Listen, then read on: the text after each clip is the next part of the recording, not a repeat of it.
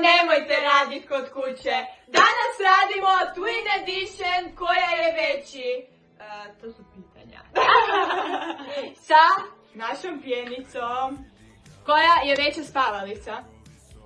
Ok, to je za početak, to ti za dobar dan. Ajde ti se, ko je veći riz? Ti si! Ok, ukrala mi se već. Ko je veći organizator svakodnevnog plana? Pa ja nisam za svakodnevni plan. Ko je veći zabavljač? Me uoči!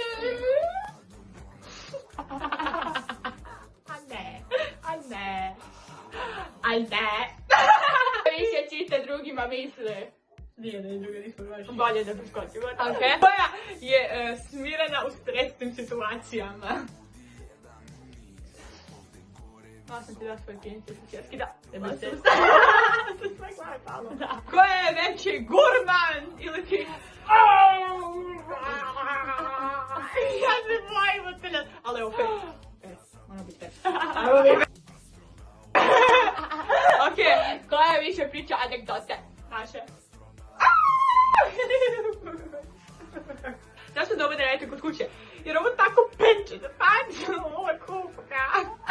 Zašto svega ne kuka? Peče me! Ajde da koja više voli organizirati avanture. Tako da šuti. Koja je veći optimist čak i ako krene po zlu? Idete na lojke njim!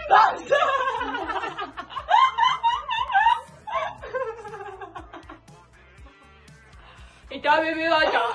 Ako ti imaš pitanje, napiši nam u komentare, na sve odgovaramo u sljedećem videu. Tako da...